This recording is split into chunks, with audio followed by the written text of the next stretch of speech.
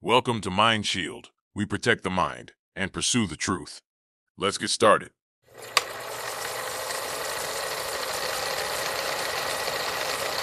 Welcome to The Explainer.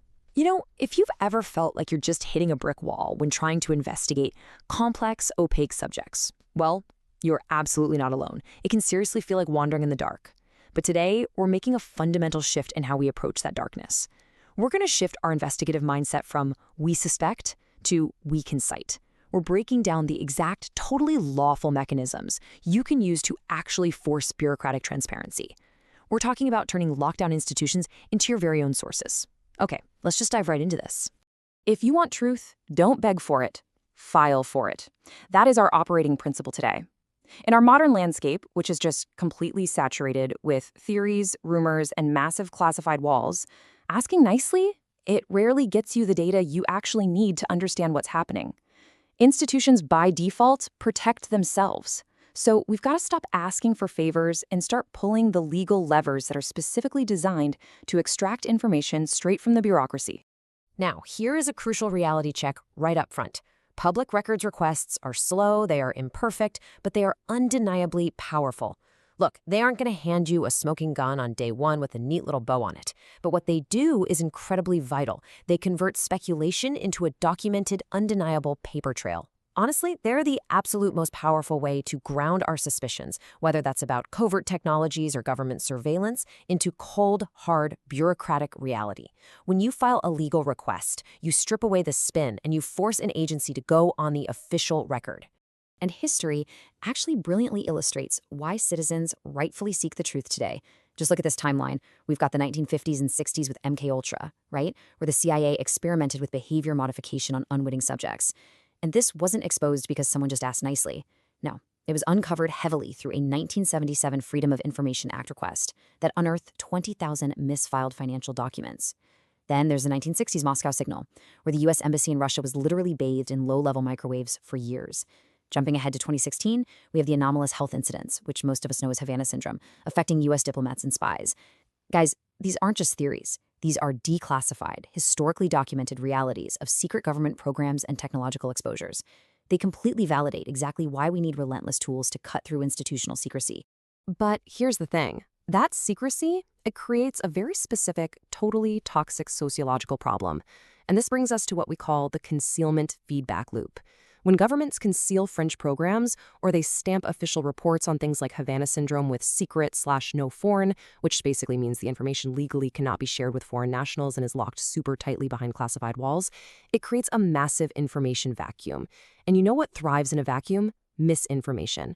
By the time fragments of the truth are finally declassified, years of official denial have already conditioned the public to just dismiss any similar claims as delusion or wild conspiracy. This loop just constantly fuels intense suspicion on one side and complete disbelief on the other. Part 1, document it. FOIA and public records. So how do we actually break that loop? We use the law. The Freedom of Information Act, or FOIA, and public records laws exist precisely to increase transparency and pierce through that institutional opacity. The totally crucial point here is knowing exactly what kind of paper trail to hunt for. Because even top-tier intelligence and law enforcement agencies leave administrative tracks. For instance, let's look at the Electronic Communications Privacy Act, or ECPA. Agencies frequently exploit loopholes in this law to purchase vast amounts of your geolocation and communications metadata directly from private data brokers. They do this to basically sidestep the requirement of getting a Fourth Amendment warrant. But buying that data leaves a receipt, right? It leaves a procurement trail. We can also hunt for Internal Accountability Review Board, or ARB reports. Think of an ARB like an internal watchdog investigation that gets legally triggered anytime a U.S. facility abroad is attacked or breached. Even if the final findings end up heavily redacted, the law dictates they absolutely must generate a report. That bureaucratic footprint is exactly what we are looking for.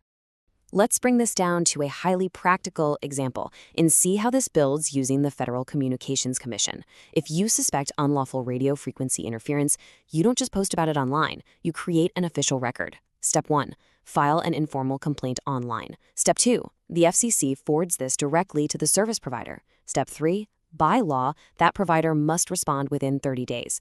Step 4, the FCC Consumer Bureau aggregates all of this data to find patterns.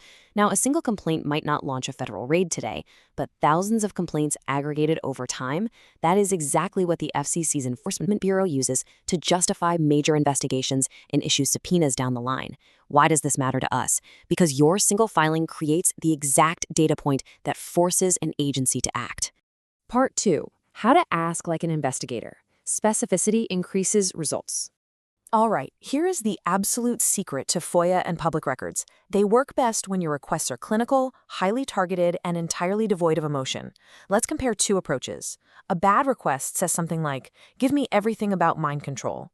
Now just put yourself in the shoes of a FOIA officer for a second. They're overworked, they're tired, and they are actively looking for reasons to close a ticket quickly. If you give them a broad, colloquial phrase like that, they're going to instantly reject it as overly broad or legally claim no such records exist under that exact term. You've literally just given them an easy out. But a good request, it sounds like this: policies, training, procurement categories, complaint intake procedures, and relevant communications for anomalous incidents for a defined time frame. See the difference? You aren't asking for a conspiracy, you're asking for the bureaucracy of an event. You are asking for the blank intake forms, the budget line items, the email sent between two specific dates. A narrow, testable legal request is how you strike gold, simply because an agency cannot easily deny the existence of their own administrative paperwork. Part 3. Evidence Task. Drafting your requests. Okay, I want to empower you to put this investigative mindset into practice immediately. We are going to do a quick evidence task. Grab your notes because I want you to draft 3 FOIA requests right now. And hey, you don't actually have to file them today, but I want you to practice the phrasing. First, write out one narrow policy request. Maybe try asking a local agency for their specific policy on handling reports of electronic harassment. Second, write one complaint process request. Ask for the blank intake forms or the processing manuals they use when citizens report anomalous surveillance. And third, write one procurement category request. Ask for purchase orders of a specific type of technology, like cell site simulators or specific radio frequency testing equipment, within a strict, say, 6-month window. Keep your drafts completely neutral and totally time-bounded. Why? Because keeping it clinical and lawful completely removes the agency's ability to dismiss you as a crank. It forces them to treat you as a legal requester. Just focus entirely on the paper trail. I want to leave you with this thought. Proverbs 25:2 says, "It is the glory of God to conceal things, and the glory of kings to search them out." Searching out the truth in a world of high-tech surveillance and deep institutional secrecy, well, it's definitely not a sprint. It is patient, it is lawful, and it is highly meticulous work. You have to carefully map the attack surface of the bureaucracy. You literally have to push relentlessly on the specific administrative points that are legally discoverable, just one single document at a time. In our next explainer, we're going to tackle media literacy under pressure. We'll examine exactly how narratives get distorted, and maybe even more importantly, how you can avoid becoming a signal amplifier for nonsense while you're out there hunting for the truth. Until then, remember, don't beg for the truth, file for it. What will you uncover when you finally stop asking and start documenting? Think about that. Have a great day and keep investigating.